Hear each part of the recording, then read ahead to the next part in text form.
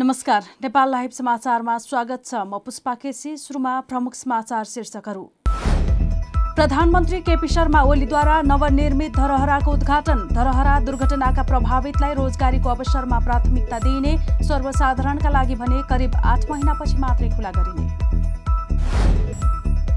राष्ट्रिय जनस्वास्थ्य प्रयोगशालाले दियो 5 निजी अस्पताललाई मात्रै विदेश जानेको पीसीआर परीक्षण गर्ने अनुमति। यात्रामा जाने व्यक्तिको पहिचान खुल्ने, कागजात परीक्षणपछि मात्र नमुना सङ्कलन गरिने। बृहत नागरिक आन्दोलनको अपील। खुला ठाउँ, चौर र वनवाटिका मौलाउन नसकेको शहरमा लोकतन्त्र फस्टाउन नसक्ने भनाई। टुटीखेलबाट सेना हटाउन आग्रह। भारतको दिल्ली स्थित जयपुर गोल्डेन अस्पतालमा अक्सिजन सकिँदा उपचाररत 20 बिरामीको मृत्यु। 35 जना आइसियूमा, 215 जना कोरोनाका बिरामी जोगाउन सहयोगको माग। र आयोजक नेपाललाई त्रिदेशीय टी20 क्रिकेट सिरिजको उपाधि। नेदरल्यान्ड्स 142 रनले पराजित। नेपालका लागि 2 ब्याट्सम्यान कुशल भुर्तेल र कुशल मल्लको अर्धशतकीय इनिङ। अब समाचार विस्तारमा। सुन्धारामा नवनिर्मित धरहराको शनिबार प्रधानमन्त्री केपी शर्मा ओलीले उद्घाटन गरेका छन्। प्रधानमन्त्रीले धरहरामा राखिएको शिलापत्र अनावरण गरी धरहराको उद्घाटन गरेका हुन्। उनले धरहराको 20औं तलाको वार्दलीबाट पुष्पवृष्टि समेत गरे। प्रधानमन्त्री ओलीले धरहरा दुर्घटनामा प्रभावितलाई त्यहाँ सिर्जना हुने रोजगारीको अवसरमा प्राथमिकता दिइने पनि बताएका छन्। शनिबार नवनिर्मित धरहराको उद्घाटन गर्दै उनले सो घोषणा गरेका हुन्। उनले धरहराको दुर्घटनामा परेर धेरैको जीवन गएको पनि बताए। धरहराको मात्रै पुनर्निर्माण होइन, धरहराबाट जुन क्षति भयो त्यसको पनि पुनरुत्थान, त्यतापट्टि पनि हामीले ध्यान दिनेछौँ भन्ने कुरा म यहाँ राख्न चाहन्छु। अब म धेरै कुराहरू भन्नुभन्दा पनि समृद्ध नेपाल, सुखी नेपाली बनाउने हाम्रो राष्ट्रिय आकांक्षा। हामी देशलाई एउटा सुशासनयुक्त, आधुनिक, विकसित, अत्यन्तै सभ्य, सम्भ्रान्त, आकर्षक, सुन्दर, विकसित देशको रूपमा बनाउन चाहन्छौँ, विकास गर्न चाहन्छौँ।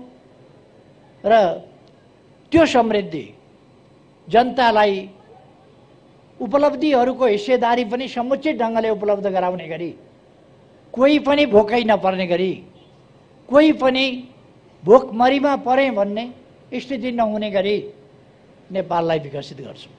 भूकम्पले ढलेको 6 वर्षपछि नयाँ धरहरा ठडिएको हो। 2072 वैशाख 12 को भूकम्पले ढलेको धरहरा नजिकै नयाँ धरहरा बनाइएको छ।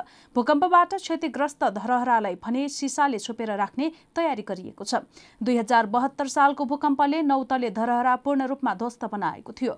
नयाँ बनाइएको धरहरा बाहिरबाट हेर्दा 11 तलाको देखिए पनि भित्र भुइँतला सहित 23 तलाको रहेको छ। जमिन मुनि 2 तला समेत नयाँ धरहरामा रहेको छ। समग्रमा धरहरा 25 तलाको छ। धरहराको उचाइ जमिनमाथिबाट गजुर सहित 83.85 मिटर र जमिन मुनि समेत 92.25 मिटर रहेको छ। धरहरा सर्वसाधारणका लागि भने करिब 8 महिनापछि मात्रै खुला गरिने जानकारी दिइएको छ। धरहराको मुख्य संरचना टावर बने पनि अन्य काम बाँकी नै छ। प्राधिकरणका अनुसार धरहरा क्षेत्रको 42 रोपनी जग्गामा निर्माण हुने सबै संरचनाको 50% भन्दा बढी काम बाँकी छ। जीआईटीसी रमन जेवीले 3 अर्ब 48 करोड रुपैयाँ लागतमा धरहरा पुनर्निर्माणको काम गरिरहेको छ। भौतिक पूर्वाधार तथा यातायात मन्त्री वसन्त कुमार नेमाङले मुलुकको समृद्धिका लागि ठूला भौतिक पूर्वाधार निर्माण गर्ने कार्यलाई तीव्रता दिनुपर्ने आवश्यकता रहेको बताएका छन्। शनिबार नेपाल इन्जिनियरिङ परिषदको नयाँ कार्यालय भवन शिलान्यास गर्दै मन्त्री नेमाङले ठूला भौतिक पूर्वाधार निर्माण नगरी देश विकास सम्भव नभएको बताए। नेपाल सरकारले बोकेको राष्ट्रिय आकांक्षालाई पूरा गर्न समृद्धि र विकास प्राप्तिका लागि इन्जिनियरिङ क्षेत्रको महत्त्वपूर्ण भूमिका रहेको पनि उनले बताए। अहिले मुलुकमा नयाँ सुरुङ मार्ग, रेलमार्ग, एयरपोर्ट, सिँचाइ आयोजना निर्माण हुने चरणमा रहेकाले त्यस्ता पूर्वाधार निर्माणका लागि इन्जिनियरिङ क्षेत्रले आफूलाई विकास गर्नुपर्ने पनि मन्त्री नेमाङको भनाइ छ। नयाँ ढङ्गका भौतिक पूर्वाधारका निर्माणलाई हामीले अगाडि थालेन भने मुलुकको आर्थिक विकास सम्भव छैन। हामीले नेपाल राज्यले बोकेको आकांक्षा, जसको नेतृत्व अहिलेको सरकार प्रमुख सम्माननीय केपी शर्मा ओलीज्यूले गर्नुभएको छ, उहाँले देखेको सपना र मुलुकलाई पुर्याउने गन्तव्यको गरेको नेतृत्वहरू सार्थक हुने छैन। त्यसो भएको हुनाले त्यो समृद्धि र विकास प्राप्तिको निम्ति इन्जिनियरिङ क्षेत्रको काम महत्त्वपूर्ण हुँदै आएको छ। मन्त्री नेमाङले ठूला भौतिक पूर्वाधारको निर्माणलाई तीव्रता दिन र त्यसको निर्माणमा सफलता प्राप्त गर्न इन्जिनियरहरू बिना सम्भव नभएको पनि बताएका छन्। राष्ट्रिय जनस्वास्थ्य प्रयोगशालाले विदेश जाने प्रायोजनले कोभिड-19 PCR परीक्षणका लागि कोरोना परीक्षण गर्न सबै सरकारी र 5 वटा प्रयोगशालालाई मात्र अनुमति दिएको छ। राष्ट्रिय जनस्वास्थ्य प्रयोगशालाले स्वास्थ्य मन्त्रालयको इन्सिडेन्ट कमान्ड सिस्टमको वैशाख 8 गते बसेको बैठकले ए वर्गको मात्र प्रयोगशालालाई PCR परीक्षण गर्न दिने निर्णय गरेको भन्दै निजी क्षेत्रका 5 प्रयोगशालालाई मात्र अनुमति दिएको छ। स्टार अस्पताल, नेपाल मेडिसिटी अस्पताल, Manmohan Memorial College and Teaching अस्पताल, Universal College of Medical Sciences and Teaching अस्पताल भैरहवा र ह्याम्स अस्पतालले मात्र विदेश जाने प्रायोजनका लागि कोभिड-19 PCR परीक्षण पाउने भएका छन्। एनपीएचएलले पासपोर्ट वा भारत यात्रामा जाने व्यक्तिको पहिचान खुल्ने कागजात परीक्षण गरेर मात्र नमुना सङ्कलन गर्ने व्यवस्था गर्न मान्यता पाएका प्रयोगशालालाई निर्देशन दिएको छ। साथै नाकाहरूमा अनलाइनबाटै रिपोर्ट हेर्न मिल्ने व्यवस्थाका लागि विदेश जाने प्रायोजनका लागि मान्यता प्राप्त प्रयोगशालाले रिपोर्टमा सम्बन्धित व्यक्तिको फोटो र बारकोड देखिने तथा अनिवार्य IMU अनलाइन प्रणालीबाट अध्यावधिक हुने व्यवस्था तत्काल लागू गर्न समेत एनपीएचएलले निर्देशन दिएको छ। पूर्व राजा ज्ञानेन्द्र शाह दम्पति अस्पताल भर्ना भएका छन्। कोभिड-19 संक्रमणपछि निर्मल निवासमा आइसोलेसनमा रहेका शाह दम्पतिसँगै पूर्व अधिराजकुमारी प्रेरणा शाह पनि थापाथली स्थित नर्भिक अस्पतालमा भर्ना भएकी हुन्। नर्भिक अस्पतालका अनुसार पूर्व राजा ज्ञानेन्द्र र कोमलको स्वास्थ्यमा समस्या देखिएपछि शनिबार अस्पताल भर्ना भएका हुन्। उपचारमा संलग्न चिकित्सकहरूका अनुसार उनीहरूको अवस्था स्थिर र सामान्य रहेको छ। भारतको उत्तराखण्ड राज्यस्थित हरिद्वारमा आयोजित कुम्भ मेलामा सहभागी भएर पूर्व राजा शाह वैशाख 7 गते स्वदेश फर्केका थिए। स्वदेश फर्किएपछि गरिएको परीक्षणमा उनीहरूमा कोरोना संक्रमण पुष्टि भएको थियो। बृहत नागरिक आन्दोलनले काठमाडौँ महानगरपालिकालाई खुलापत्र लेख्दै खुला ठाउँ, चौर र वनबाटिका मौलाउन नसकेको शहरमा लोकतन्त्र फस्टाउन नसक्ने स्मरण गराएको छ। शनिबार लेखिएको खुलापत्रमा टुडीखेलबाट सेना हटाउन भनिएको छ। तिनीख्यामा सेनाको घेराबाट हटाएर नागरिकको निष्फिक्री टहल्ने र सास फेर्ने हक सुनिश्चित गर्नुपर्दछ। रानीपोखरीदेखि रङ्गशालासम्म, भिरकुटी मण्डपदेखि माइतीघरसम्म पुरै तिनीख्य कायम गरिनुपर्दछ। लोकतन्त्र बलियो बनाउन समुदायको सम्पदा समुदायकै जिम्मा फर्काउनु पर्दछ खुलापत्रमा भनिएको छ। खुला ठाउँ, चौर र वनबाटिका मौलाउन नसकेको शहरमा लोकतन्त्र फस्टाउन सक्दैन। जनसाधारणको सम्मान गर्न नसक्ने शहरले आम वृत्त बलियो बनाउँदैन। सामुदायिक सम्पदा नष्ट गर्ने, खुला ठाउँलाई शासकीय र व्यापारिक लेनदेनको माध्यम बनाउने व्यक्ति शक्तिलाई लोकतन्त्रमा कुनै स्थान हुन नहुने पत्रमा उल्लेख छ। जनप्रतिनिधिले यो आधारभूत सत्य भुल्ने होइन, यसलाई साकार गर्न सक्नुपर्दछ। नगरलाई स्वस्थ, सुन्दर र गुणस्तरीय जीवन अनुकूल राख्ने कबोलसहित काम गर्न सक्नुपर्दछ। ठूला पक्के भवन, कालोपत्रे सडकका जालो, व्यापारिक अड्डा र कंक्रिटका स्मारकले नगर समृद्ध बन्ने होइन।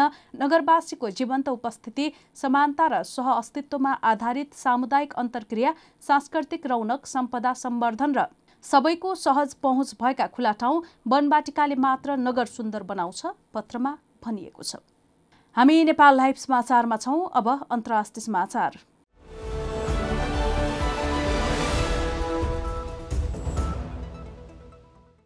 दिल्लीको रोहिणी स्थित जयपुर गोल्डेन अस्पतालमा अक्सिजन सकिँदा उपचाररत 20 जना बिरामीको मृत्यु भएको छ। अस्पतालमा रहेका 280 जना अक्सिजन सपोर्टमा रहेको जनाइएको छ। 35 जना आइसियुमा छन्। समाचार एजेन्सी पीटीआईका अनुसार अक्सिजन कमीका कारण 20 जनाको मृत्यु भएको हो। मृत्यु हुनेमा 19 जना कोरोनाका बिरामी थिए। अस्पतालका मेडिकल डाइरेक्टर दीप बलुजाले खतराको जानकारी दिएर 215 जना कोभिड-19 का बिरामी जोगाउन सहयोग मागिरहेका छन्। डाक्टर बलुजाले भनेका छन्, हामीले क्रिटिकल केयर युनिटका ती सबै बिरामी गुमाएका छौं जो उच्च अक्सिजन फ्लोमा थिए। शुक्रबार राति 10 बजेसम्म आफूसँग भएको अक्सिजन सकिएको उनले बताएका छन्। 20 जनाको मृत्युपछि आवश्यकताको 40% अक्सिजन अस्पतालले प्राप्त गरेको जनाइएको छ। नेपाल लाइभ समाचारमा अब खेल समाचार।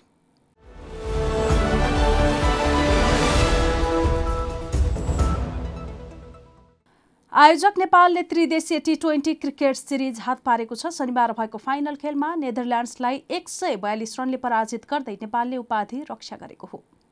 नेपालले दिएको 239 रनको विशाल लक्ष्य पछ्याएको नेदरल्यान्ड्सले 17.2 ओभरमा 10 विकेट गुमाउँदै 96 रनमै समेटियो। नेदरल्यान्ड्सका लागि सेबस्टियन ब्राटले 22 रन बनाए। यस्तै म्याक्स वोडियर्डले 20 रन बनाए। उनले 19 बलमा 2 चौका र 1 छक्का प्रहार गरे। कप्तान पिटर सिलार 12 बलमा 2 चौकासहित 13 रनमा आउट भए भने अन्यले दोहोरो अङ्क छुन सकेनन्। नेपालका लागि करण केसीले 3 विकेट लिए। यस्ता कमल सिंह ऐरी र सन्दीप लामिछानेले 2-2 विकेट लिए। त्यसअघि कीर्तिपुर स्थित त्रिवी क्रिकेट मैदानमा टस हारेर ब्याटिङको निम्तो पाएको नेपालले पुरै 20 ओभर खेल्दै 3 विकेट गुमाएर 238 रन बनाएको थियो। नेपालका लागि 2 ब्याट्सम्यानले अर्धशतकीय इनिङ खेलेका थिए। कुशल भुर्तेलले 53 बलमा 8 चौका र 3 छक्का सहित 77 रन जोड्दा कुशल मल्ल 24 बलमा 2 चौका र 5 छक्का सहित 50 रनमा अभिजित रहे। त्यस्तै दिपेन्द्र सिंह ऐरी 18 बलमा 5 चौका र 3 छक्का सहित 38 रन बनाएर अभिजित रहे। कप्तान ज्ञानेन्द्र मल्ल 33 र आरिफ शेखले 16 रन बनाए। यो नेपालले T20 फर्म्याट अन्तर्गत बनाएको सबैभन्दा ठूलो स्कोर हो। यसअघि 13औं सागमा नेपालले भुटान विरुद्ध 236 रन बनाएको थियो।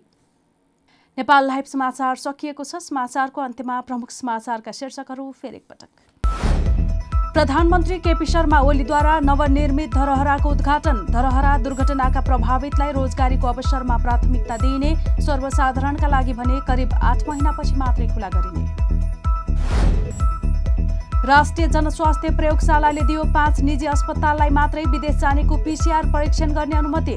यात्रामा जाने व्यक्तिको पहिचान खुल्ने। कागजात परीक्षणपछि मात्र नमुना सङ्कलन गरिने। बृहत नागरिक आन्दोलनको अपील। खुला ठाउँ चौर र वनवाटिका मौलाउन नसकेको सहरमा लोकतन्त्र फस्टाउन नसक्ने भनाई। टुडीखेलबाट सेना हटाउन आग्रह। भारतको दिल्ली स्थित जयपुर गोल्डेन अस्पतालमा अक्सिजन सकिँदा उपचाररत 20 बिरामीको मृत्यु। 35 जना आइसियुमा 215 जना कोरोनाका बिरामी जोगाउन सहयोगको माग। र आयोजक नेपाललाई त्रिदेशीय T20 क्रिकेट सिरिजको उपाधि। नेदरल्यान्ड्स 142 रनले पराजित। नेपालका लागि 2 ब्याट्सम्यान कुशल भुर्तेल र कुशल मल्लको अर्धशतकीय इनिङ। नेपाल लाइभ समाचार आज यति नै। यसपछि नेपाल लाइभमा सर्टकट खबर हेर्न सक्नुहुनेछ। यस्ता हाम्रा अन्य कार्यक्रम नेपाल लाइभको Facebook page, YouTube channel, Twitter र हाम्रो वेबसाइट नेपाललाइभ.com मा पढ्न र हेर्न सक्नुहुनेछ। नमस्कार।